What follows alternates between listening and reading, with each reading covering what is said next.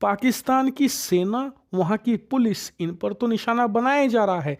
इसके साथ साथ अब बीएलए के लड़ाकों ने एक नई रणनीति अपना ली है, वो है इंफ्रास्ट्रक्चर को तोड़ना, ताकि बलूचिस्तान को ही पाकिस्तान से डिस्कनेक्ट कर दिया जाए। और सारे हालात ख़राब किए हुए हैं। ठीक है, बलूचिस्तान के अंदर जब बंदा अपने हकूक़ मांगे, अपने हकूक़, चाहे वो पश्तून है चाहे वो बलोच है, तो वो फिर उनको गद्दार बना दिया जाता है। ठीक है, उनको कहते हैं कि जी ये जी प्रोटेस्ट करते हैं, हमारे खिलाफ प्रोटेस्ट करते हैं। ऊपर जो पाकिस्तानी सेना को जख्म दिया गया, नमक ये रगड़ दिया बीएलए के लड़ाकों ने कि जी देखिए, पाकिस्तान के सैनिक तो सैलरी के लिए, तनख्वाह के लिए लड़ाई लड़ते हैं, लेकिन हम लड़ाई लड़ रहे हैं अपनी मातृभूमि के लिए। अफगानिस्तान के साथ कितने मुल्क लगते हैं?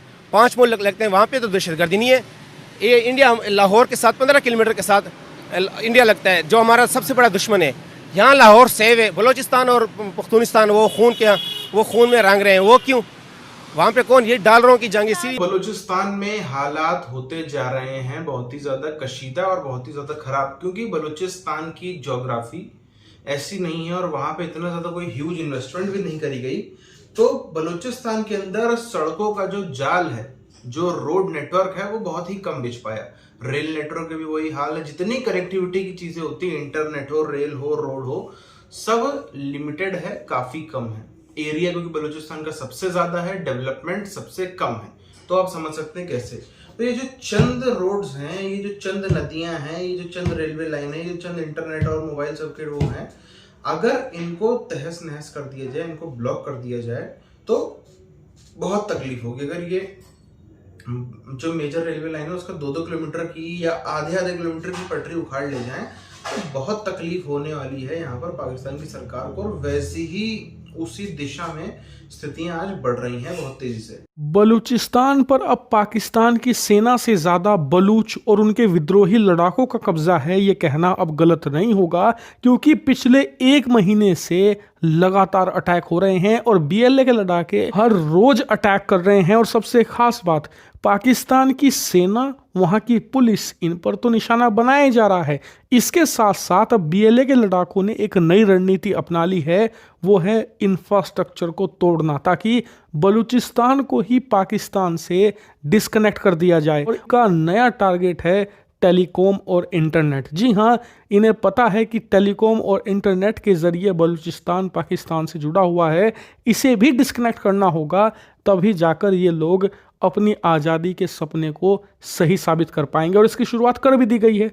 आप अपने स्क्रीन पर देखिए, रिपोर्ट निकलकर सामने आई है कि बलूचिस्तान के विद्रोही लड़ाकों ने नागोत में पाकिस्तान की टेलीकॉम कंपनी यूफोन के कई टावर्स पर अटैक किया। और ना सिर्फ अटैक किया, बल्कि उन बड़े बड़े विशालकाय टावर्स को तबाह भी कर डाला। समय में बीएलए के लड़ाके ऐसे ही और टारगेट्स को निशाना बनाएंगे और पाकिस्तान को पूरी तरीके से पीछे धकेलेंगे। इतना ही नहीं, इसकी एक और बानगी हमें देखने को मिली है आबे गम में। असल बलूचिस्तान के अंदर ही एक बहुत ही खास इलाका पड़ता है, खास करके ट्रांसपोर्टेशन के लिहाज से आबे गम में मौजूद पाकिस्तानी सेना की जो फ्रंटियर चौकी है, वो बहुत क्रूशल है। पाकिस्तानी सैनिकों ने लड़ने को नहीं चुना। जी हाँ, लड़ने की बजाय पाकिस्तानी सैनिक अपनी पोस्ट और चौकियां छोड़कर भाग गए, अपनी ड्यूटी को छोड़कर भाग गए। और इतना ही नहीं, इसके ऊपर जो पाकिस्तानी सेना को जख्म दिया गया, नमक ये रगड़ दिया बीएलए के लड़ाकों ने कि जी देखिए, पाकिस्तान के सैनिक तो सैलरी के लिए,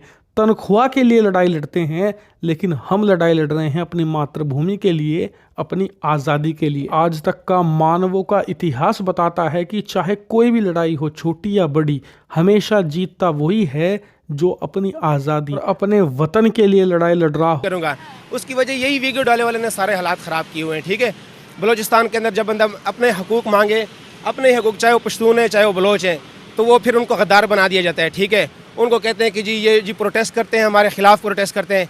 क्यों ना करें भाई, हम प्रोटेस्ट करेंगे, इसलिए करेंगे। देखो, पश्तूनों के साथ 70 सालों से ये जुल्म हो रहा है, बलोचों के साथ भी हो रहा है। तो बलोच कौम में गैरतमंद कौम है, पठान भी गैरतमंद कौम है। ठीक है, वो अपने हक के लिए लड़ते हैं। तो जब हक के तालिबान पाकिस्तान, जी देखें, ये टीटीपी किसने बनाया है? पहले आप ये बताएं ना, इसको कौन असला दे रहा है, कौन इसको इतनी ज़्यादा जो है ना ये दे रहा है, कौन दे रहा है? इनसे बंदा पूछे ना कि ये देखो ना, हमारे मुल्क के जो ना, ये बात मैं सीधी करूँगा, हमारे मुल्क के जो मुहाफ़िज़ हैं वो अपने बॉर्डरों पे अपना काम करें। अगर आप चौकीदारी करते हो ना तो आपसे मैं सवाल करूंगा कि ये जी चीज़ चोरी हुई तो क्यों हुई, आपसे सवाल करूंगा ना। जब आप चौकीदार मतलब आप जो है ना एक चौकीदार, आपने ज़ाहिर बात आपको हम सैलरी दे रहे होते हैं चौकीदार के लिए, तो जब एक जो हमारा सबसे बड़ा दुश्मन है यहाँ लाहौर सेव है, बलूचिस्तान और पख्तूनिस्तान वो खून में रंग रहे हैं, वो क्यों?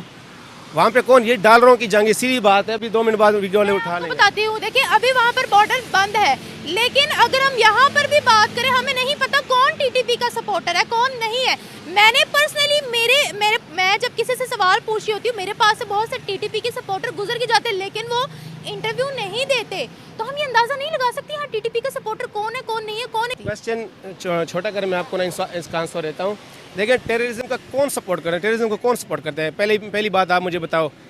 लेकिन ये लोग, इनको मजबूर किया जाता है टेररिज्म के लिए। जब आप मुझे अपना हक नहीं दोगे तो मैं ज़ाहिर बात है मैं यहाँ पे ना आपके खिलाफ हो जाऊँगा, चाहे वो फिर आप पुलिस वाले हों या आईएसआई वाले हों या फौज हो या हुकूमत में हो, जो भी हो, ठीक है, मैं आपके खिलाफ हो जाऊँगा, सीधी बात करूँगा। अभी यहाँ पे मैं सीधी बात कर रहा हूँ, ये मैं अपने फेसबुक आईडी पे भी ये वीडियो लगाऊंगा, ठीक है। मेरे घर वाले वहाँ ये इधर उधर ये उधर भी टेंशन वारने वो मजबूरन करते हैं, आप उनके साथ बैठे। आपके हुकूमत वाले जो है ना ये पीटीआई को नीचे दिखाने की चक्करों में लगे हुए हैं, ठीक है। वहाँ जितना जोर यहाँ पीटीआई को ख़त्म करने में लगे, वहाँ इतना जोर उधर लगाएं, उसके साथ बैठे मुज़ाकरात करें, एक मेज़ पे एक टेबल पे बैठ जाएं। वो आपको ना अपनी सारी कंप्लेंट बताएंगे कि हमारी ये इशू है, हमारे मुल्क के हमारे बलूचिस्तान सूबे के अंदर ये वसाइल की कमी है, ठीक है। यहाँ से सारे मतलब जितने भी बलूचिस्तान का जो मदनियात है वहाँ से लूट के यहाँ पे लेके आ रहे हैं, तो वो भी तो कहते हैं कि हमारे घर से आप चीज़ लेके जा रहे हो, भाई हमें कुछ तो दो, हमें भी। ये ले जो है ना, ये एक बंदे से आगे BLA बलोच लिबरेशन आर्मी इस तरह है ना, ये बन रहा है। क्यों इस तरह बड़ी आर्मी बन गई है? इनको बनाने वाला कौन है, मजबूर करने वाला कौन है? रियासत है। तो हमारी तरफ से तो कहा गया है, DGISPR ने स्टेटमेंट दी है, इसको इंडिया फंडिंग कर रहा है। नहीं, इसका तो मुझे नहीं पता, ठीक है। अगर DGISPR ये कह रहा है इंडिया फंडिंग कर रहे हैं, तो उनको रोकने वाले कौन है, कौन जिम्मेदार है? हम आवाम तो नहीं कर सकते ना, हम तो सैलरी नहीं लेते ना, हम तो बॉर्डर में नहीं खड़े होते ना। कौन फंडिंग कर रहा है बाहर से? भाई आप आईएसआई हो, आप मतलब उनके गर्दी, और यहाँ पे ईद मनाए जा रहे हैं, यहाँ पे हर जगह में। मैं अभी लाहौर में भी पार्क से निकल के आया हूँ, ठीक है। पार्कों में इंजॉयमेंट हो रही है, बिल्कुल ऐसा लग रहा है लाहौर, ये नहीं कि ये लाहौर तो पाकिस्तान का हिस्सा नहीं है, ये बाहर की कंट्री का कोई मतलब है ना ज़िला है, यानी कि सूबा ये पंजाब, ठीक है। लेकिन पख्तूनिस्तान बलूचिस्तान में जाओ, वहाँ पे 2-3 बंदे इकट्ठे नहीं रह सकते, डर होता है कि क्योंकि धमाका ना हो जाए। इतनी ज़्यादा दहशतगर्दी है, क्यों? क्या वो मुसलमान नहीं है? हम पख्तून हैं, हम पख्तून बलूचिस्तान वज़ीरिस्तान से यहाँ पे, तो ये हमारी रियासत की जिम्मेदारी है जो उनके साथ बैठें, मुज़ाकरात करें, बात करें सीधी। अभी ये वीडियो मैं लगा रहा हूँ, तो ये देखें आप, शायद मेरा पता आप ना करो, लेकिन मेरी फेसबुक आईडी में बता दूंगा, तकरीबन मेरे 20 दिनों के बाद मेरा पता भी नहीं होगा। ये वीडियो डाले उठा के ले जाएंगे उसको, वो कहेंगे कि उन्हें आपने सीधी बात नहीं की। आपने बोला ना, आपने इस चीज़ को मेंशन किया ना कि बलोच लोगों को जो है वो राइट्स मिलने चाहिए, और आपने टेररिज्म के अगेंस्ट जितने भी हैं सबको मिलने चाहिए। मेरी बात सुने, जिस तरह पख्तूनों को पंजाब, स्थिति बलूचिस्तान के अंदर ये है कि जगह जगह पर चक्का जाम है, जगह जगह पर जो है वो पूरा कनेक्शन काटने की तैयारी चल रही है। और बलूचिस्तान की अगर आप ज्योग्राफी को समझेंगे, ज्योग्राफी को अगर आप देखेंगे, तो पता चलता है कि बहुत बड़ा इलाका है, पाकिस्तान का सबसे बड़ा इलाका है, सबसे बड़ा राज्य है, उसमें आबादी की जो घनत्व है वो बहुत कम है। यानी कि जो चंद अर्बन इलाके हैं, जैसे क्वेटा जो बलूचिस्तान की राजधानी, और चंद छुटपुट हो गए, उसके अलावा जो ट्राइबल पॉपुलेशन है वो जगह जगह बहुत फैली हुई है। एक जगह पे गांव में बहुत बड़ी आबादी हो, ऐसा में देखने को नहीं मिलता है। कंसंट्रेशन बहुत कम है, और पॉपुलेशन भी अगर आप बाकी पाकिस्तान से कंपेयर करेंगे, सिंध से और पंजाब से या KPK से भी, तो कम आपको मिलेगी। तो अब यहाँ पर क्या होता है कि जो इतने बड़े बड़े राज्य होते हैं, वहाँ पर सड़क तो उतनी ही बनेगी, चाहे आबादी कम हो चाहे ज़्यादा हो। तो वहाँ पर सड़कों का जाल इतना बिछ नहीं पाया, रेलवे का जाल भी इतना नहीं बिछ पाया। वैसे ही पाकिस्तान में अगर आप देखोगे तो बहुत खराब है, बलूचिस्तान में स्थिति और खराब है। तो लिमिटेड सड़क हैं, लिमिटेड हाईवेज हैं, लिमिटेड रेलवे लाइन है, लिमिटेड ही आपके जो है वो इंटरनेट के तार और बाकी सब फैले हैं। तो यहाँ पर इनको काटना आसान है। पाकिस्तान के पंजाब में इससे कहीं ज़्यादा मुश्किल है, पाकिस्तान के सिंध में भी इससे कहीं ज़्यादा मुश्किल है, मगर बलूचिस्तान में ये प्रक्रिया काफ़ी आसान हो जाती है, क्योंकि चंद गिने चुने ही हैं। अगर आप उन चंद रास्तों को ब्लॉक कर देंगे तो पाकिस्तानी की फौज जो है, पाकिस्तान की फौज, उसको मूव करने में बहुत ज़्यादा तकलीफ होगी। हालांकि ऑब्वियसली बात है, अगर एक सड़क है तो उसको ब्लॉक करना इतना आसान नहीं होता। क्या ही कर लोगे, बड़े बड़े बंकर रख दोगे, बड़ी बड़ी चट्टाने रख दोगे, उसके लिए आपको आदमी तो रख नहीं पाएगा, उसके लिए आपको बड़े बड़े मशीनें लगेंगी।